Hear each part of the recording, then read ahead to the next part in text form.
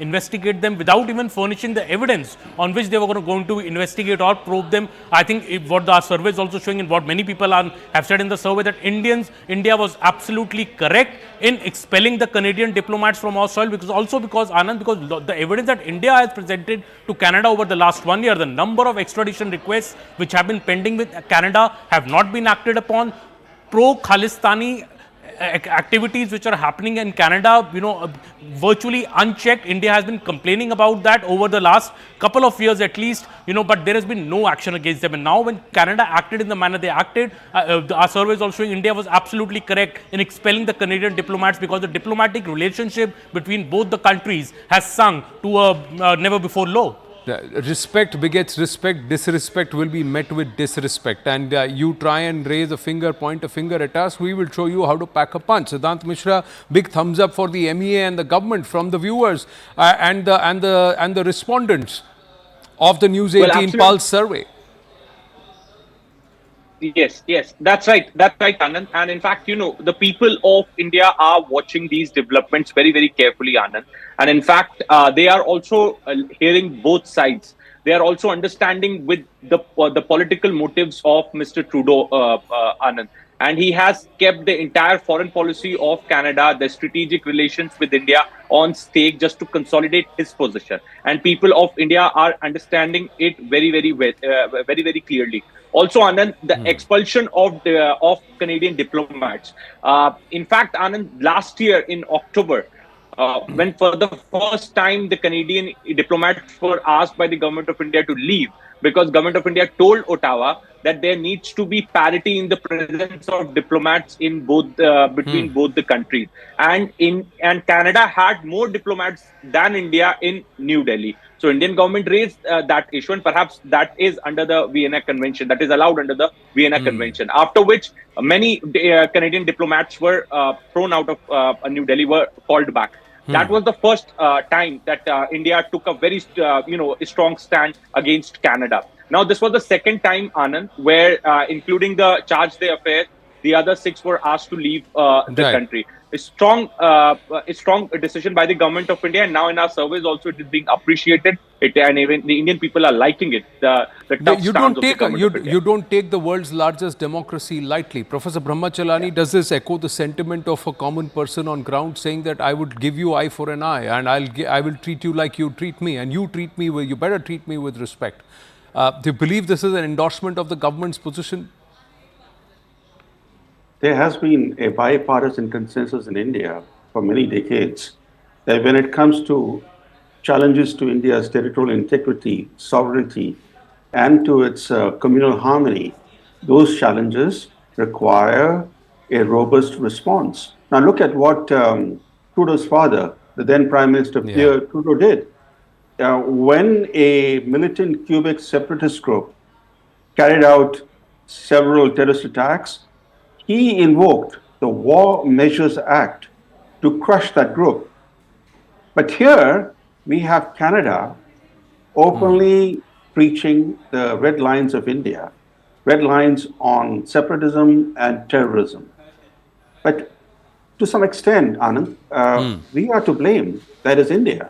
After all, the problem that we are confronting today is not a new problem. It goes back to the time when Pierre Trudeau was the Prime Minister. He permitted Khalistani militancy to thrive in Canada. He helped turn Canada into a hub for terrorism and terror financing, which is why we had the twin bombings of the twin Air India bombings. 2 separate jetliners of Air India were bombed in 1985. One bombing misfired, killing 2 baggage handlers, but the other bombing killed all passengers on board that aircraft. We let Canada off the hook over the bombing of Flight 182, correct, in which 329 people were killed, which resulted in Canada not instituting a commission of inquiry into that bombing for 21 long years. 21 long years. And they didn't bring a single perpetrator to justice. The mastermind of those bombings, according to Canadian inquiries, Talvinder Parmar, was eventually killed by police in India after he sneaked into Punjab from Pakistan. Now under Justin Trudeau, we ignored warnings from our own diplomats based in Canada about how Justin Trudeau was emboldening Khalistani terrorists. We woke up only after Trudeau got up in Parliament in September last year and made an allegation against India. Right. I think we need to put sustained pressure on Canada. They expelled 6 Indian diplomats. We expelled 6 of their diplomats from here. This is too reactive. We need to spotlight what Canada is doing. What Canada is doing, no civilized country should be doing. This is, open encouragement of terror. It's clear that Canada, along with the US, are using the Khalistan card to try to revive Khalistan militancy in India's Punjab. Right. We should not allow either Canada or the US to play the Khalistan card against India. So we have to be proactive. We have to exert sustained pressure. So your point is there are those who believe that India should match Canada in the diplomatic escalation ladder.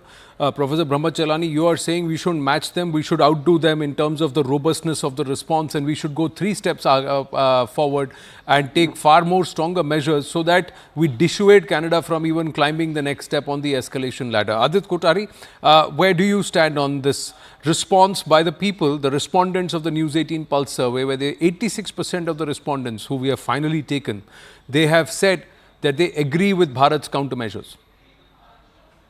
I think, it demonstrates that, how much the people appreciate the government demonstrating reciprocity and demonstrating some spine. I mean, so long, the government of India has never acted in this way. This is absolutely, so to say, out of character. Since 2014, we've seen this robust foreign policy where India is taking a stronger stance on its own interests, on its own red lines, Right. and it's making it very clear to the world.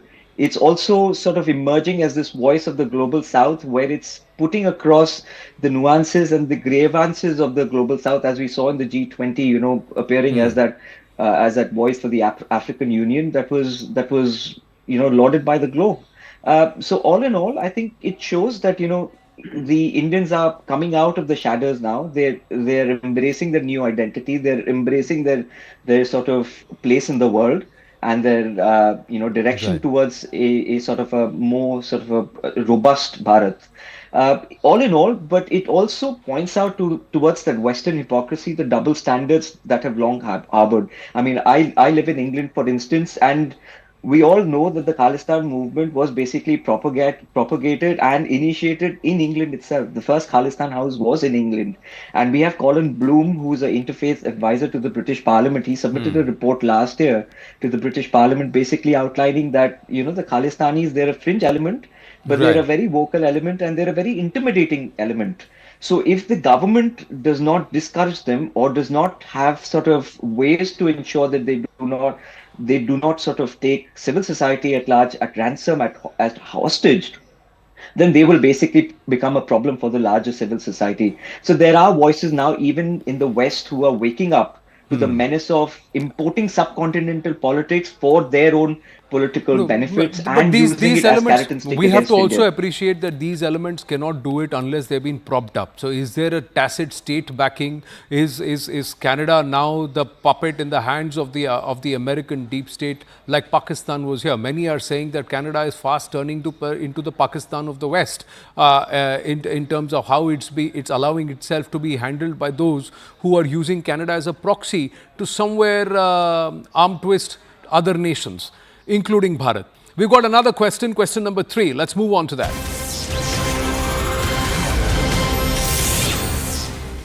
Do you believe Canada is turning a blind eye to Khalistani extremists? 82% of the respondents believe yes, Canada is turning a blind eye.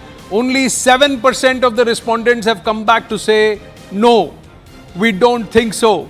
An overwhelming number believes Canada is turning a blind eye to Khalistani extremists, and Aman Sharma and Siddhant, clearly our respondents of the News18 Pulse survey are echoing what Chandra Arya, a sitting MP in the Canadian Parliament, is saying. Well, absolutely, Anand. And in which other country would you tolerate such an activity where, death threats are issued to serving diplomats, including the High Commissioner? Assassination threats are posed even against our Prime Minister on Canadian soil, but Canada does not act against it. Have you heard of any punitive action against such elements by Canada for such conspiracies being hashed on Canadian soil by these pro-Khalistani elements? I think that is the feeling in the Indian establishment, and now our own survey is highlighting that feeling amongst Indians as well, that Canada is not acting enough against these pro-Khalistani elements. In fact, the most, infamous vocal speaker of this Khalistani cause, Pannun, in fact, said in an interview that he's providing information to Justin Trudeau's office. What more can be more, bigger indictment than that? I think Mr. Trudeau's administration is not only not acting against the Khalistani elements on their soil, but in fact collaborating with them actively to build up false cases against a democratic country like India. Siddhant, is there also a feeling perhaps Bharat was too soft, tolerant and accommodating initially when these Justin Trudeau's utterances started surfacing, the presence of these Khalistani extremists on Canadian soil started becoming more prominent? Did Bharat take a little too much time to react and counter as fiercely as Justin Trudeau's assault was? Yeah. Anand, first of all, I would like to add to what Aman said. They are not only ignoring the Khalistani groups, but they are also employing them. The latest example is Sandeep Singh Sidhu. The other day, Anand, we were discussing about his involvement in the assassination of Balwinder Singh Sindhu in Punjab, the Shaurya Chakra awardee. Now he's serving as an employee in Canada Border Agency. And not just one example, Anand. In fact, yesterday, while speaking to PTI, Sanjay Verma said that now, these groups, these elements are very much a part of the government. So the same government which India is dealing with is perhaps has been infiltrated by people with the Khalistani separatist ideology. So that is also a challenge for the Indian government. Coming back to the question you asked, Anand, right now India is growing. Perhaps India is one of the best performing economies across the world. And we don't want any tensions. We don't want any issues. And if there are, then we believe in resolving those issues. We are ready to come on the table. Even in the Canada's case also, Anand, we from the first day, I remember Mr. Bakshi was the spokesperson at that time. Yes. And when on first day the issue was raised, he made it very clear, we're ready to look into the case. Come up with the evidence, come up with the proof. So India wanted to, look into and cooperate the way India is cooperating as far as the US case is concerned. But Mr. Trudeau, Anand, you and me have been tracking it, and we know that, he's facing heat from his own MPs. The challenge before him is to be the leader of his own party. So what he needs theatrics. He needs to be seen as somebody fighting for the country. He wants a consolidated Sikh vote bank with him. And that is why he is doing all this. So in Indian government, Anand, while hitting back at Canada, what the words chosen and the lines which were used by the spokesperson were very selective, and were not hitting directly to Mr. Trudeau. But last time, 2 weeks back, when the statement came, it was directly mentioning Mr. Trudeau's name and his government, because there was no option left. It's time for the Indian government to expose Mr. Trudeau and tell the word, boss, this person has a political motive and he's putting the relations with India on stake just for his own political motives.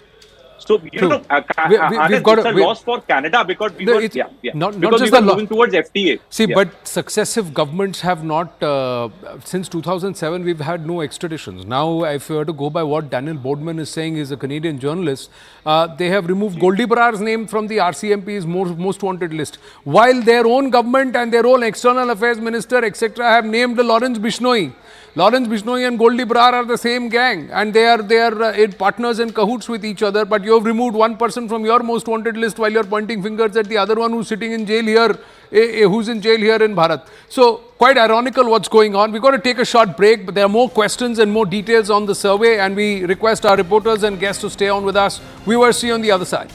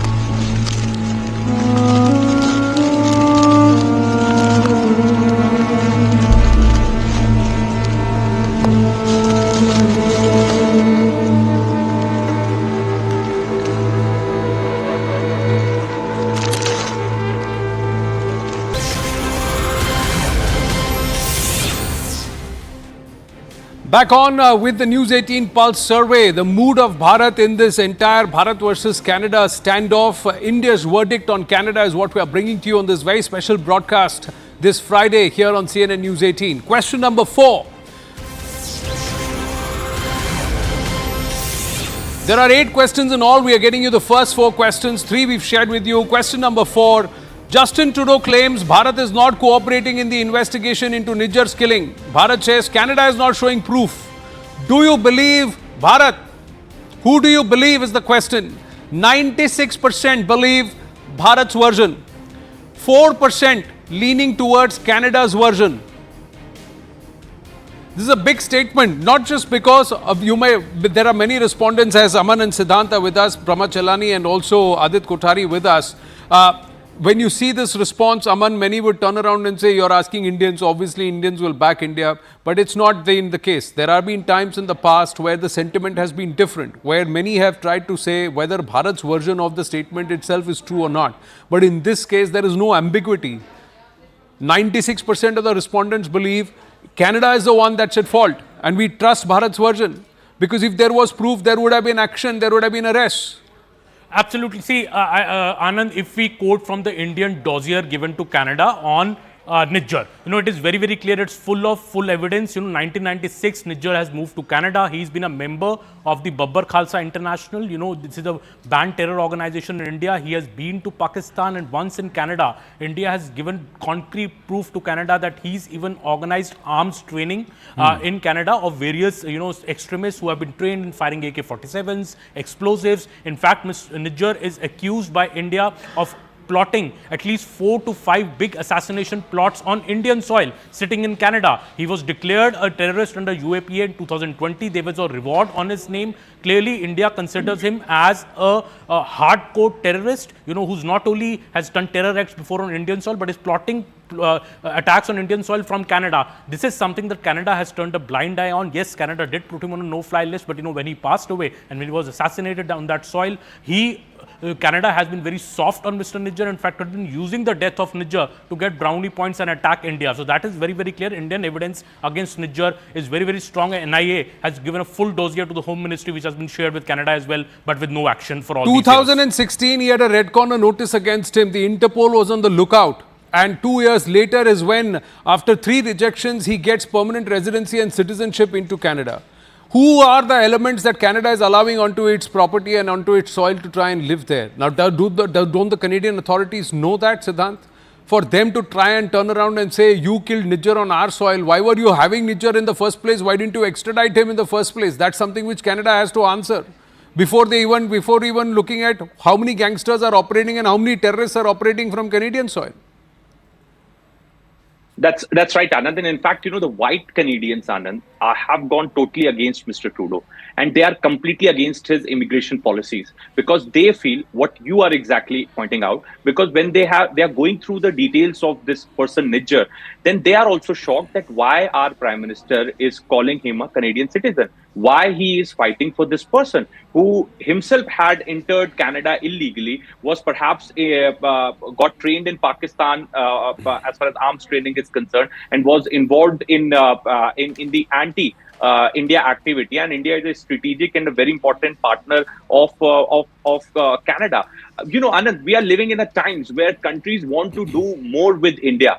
India controls the trade route, perhaps from where 30 to 40% of world trade passes through, which is Indian. This entire new theater, Indo-Pacific theater has emerged. And, when countries want to do things more with India, this person, for the sake of consolidating his position, is perhaps, blaming India, making false allegation. Also, Anand, if you allow me, why people are trusting India's viewpoint, not Canada, there is a reason to it. When RCMP was asked for the first time, I still remember their press conference when they made 4 arrests in the case. In fact, Manoj Gupta also reported this for us. There was no mention of India at all. Even journalists asked RCMP that do they have any credible evidence to link India or the government agent of the government of India to it. They said that no. And then suddenly this time, because Mr. Trudeau was a shaky wicket, he wanted to consolidate his own position within the party and outside. He asked RCMP to do the press conference first, so that people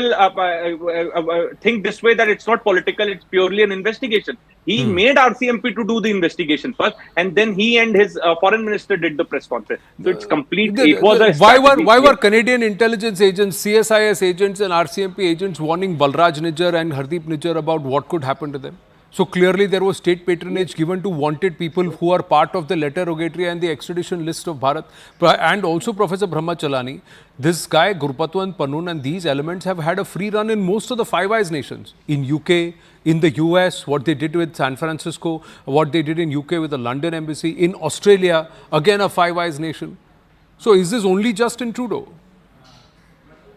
No, you raise a fundamental question that we should be debating, because this problem predates Justin Trudeau, and this problem will remain even when Justin Trudeau is out of office. He'll be out of office within a few months, maybe by the end of the year. He's under pressure to resign from his own party. He's deeply unpopular in Canada.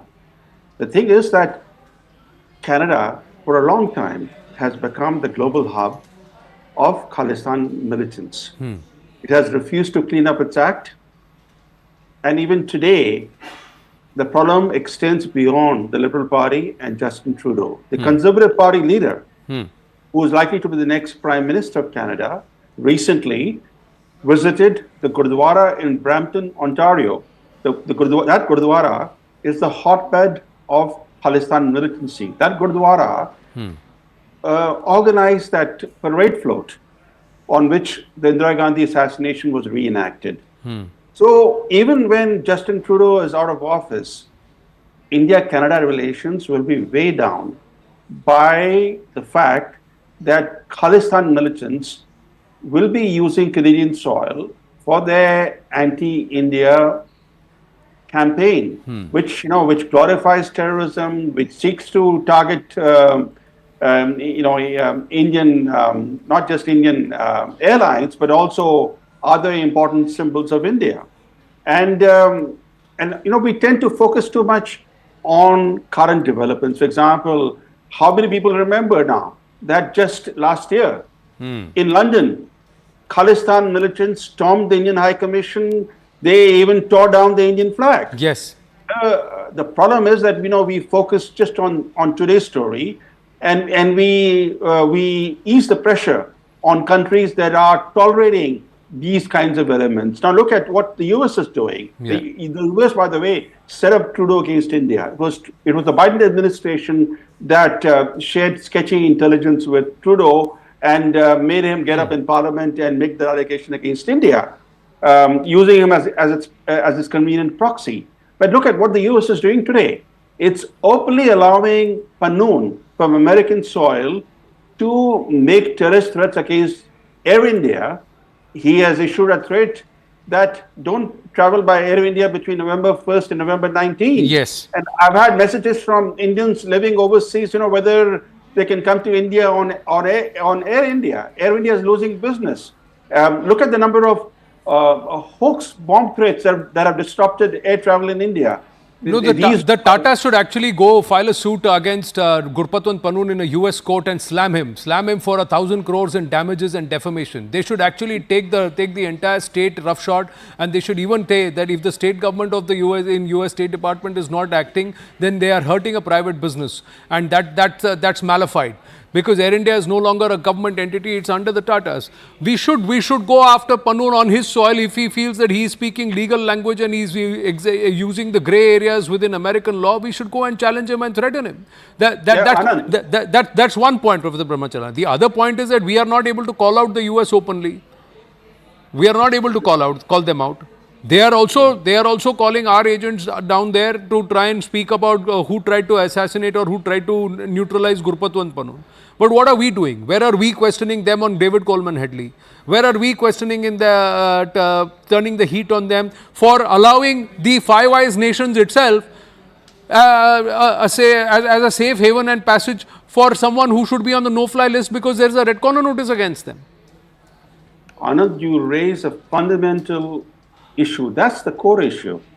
Because we seek to placate and appease the US, and we act rather meekly, even when the US openly uses elements like Pannoon as leverage against India, which is why Canada and Britain also get emboldened.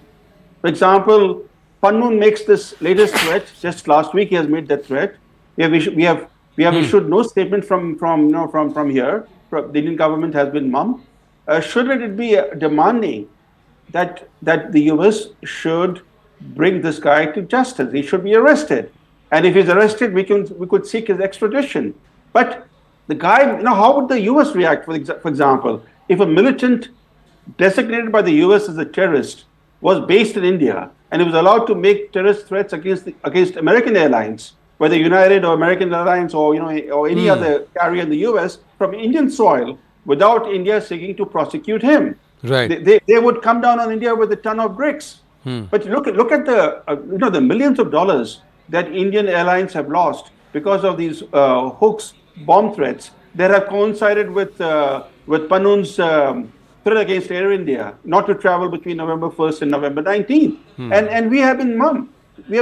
Instead, we have set up an inquiry. And we set up an inquiry and we sent the inquiry members to Washington to brief the US officials, not knowing that the US had very quietly, secretly, already charged Vikas Yadav, in this case, in which Pannoon is a central figure. So, the other thing is that the Tatas can knock the doors of our own top courts. Why doesn't the airline? They can. That seems to be the sentiment of the respondents of the survey, who believe that we need to be very strong in our measures in terms of response as a nation, as an entity, and especially then when there are individuals of a particular nationality who are sitting there and issuing threats and causing commercial damage and damage of perception to entities that are intrinsic to Bharat. So that seems to be the response of the or the sentiment of the respondents so far. The first 4 questions, let's just do a quick recap. Viewers, question number 1. The News18 Pulse survey, India's verdict on Canada. How do you regard Canada as a country? Only 1/3 of the respondents believe Canada is a friendly nation. 2/3 of the respondents believe it's unfriendly, or they are not able to decide where Canada stands as of now. Question number 2. Let's try and understand the question that was posed to our respondents. 2,436 respondents overall after the filtering. 86% agree with Bharat's decision to expel Canadian diplomats. 7% disagree. 7% have no opinion to offer. Question number 3. Do you believe Canada is turning a blind eye to Khalistani extremists? 86% of the respondents say yes, they believe Canada is turning a blind eye to Khalistani extremists. 7% say no. And the 4th question. Trudeau claims India is not cooperating in the investigation into Nijjar's killing. India says Canada is not showing proof. Who do you believe? 96% of the respondents believe Bharat's version. Only 4% are inclined to even think about or consider believing what Justin Trudeau and his government are claiming. Let's try and quickly look at the takeaways so far. A significant shift in the way Bharatiya have started perceiving Canada. A large majority of respondents back Bharat's move to expel Canadian diplomats. There you go. And Point number 3, an overwhelming majority believe that Canada is ignoring K extremist activities. And a whopping 96% of the surveyors believe India's version that Canada hasn't shared enough proof. Clearly, in this case, what we are given to understand and what we are seeing in the India's mood or Bharat's mood in this India versus Canada standoff and the recent escalation post Justin Trudeau's comments, Bharat believes that our government is taking the right stand. There are 4 more questions. Through the course of the day here on this very, very special broadcast on this Super Friday, we will get you more details. 8 big questions, 1 big verdict. Stay with us.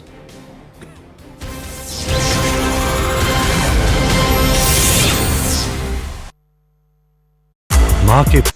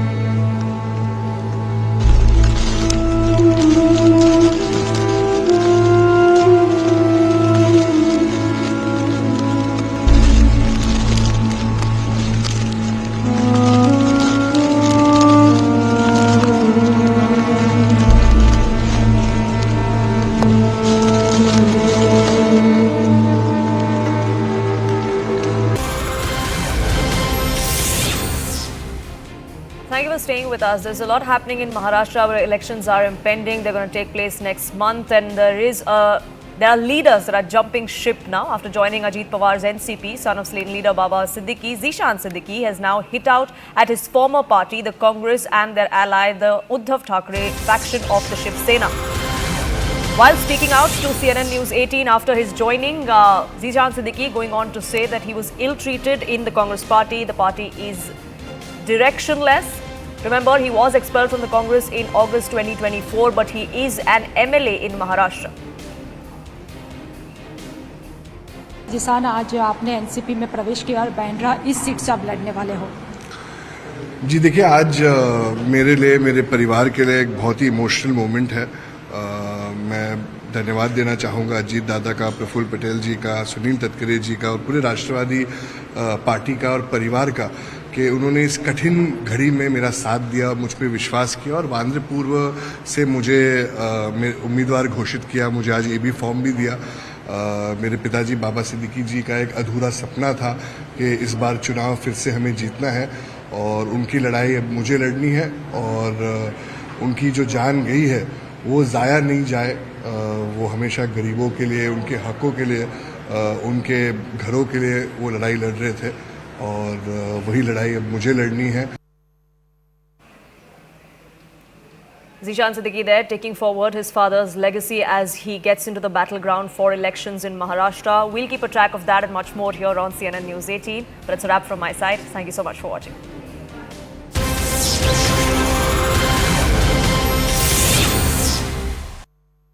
Not even a single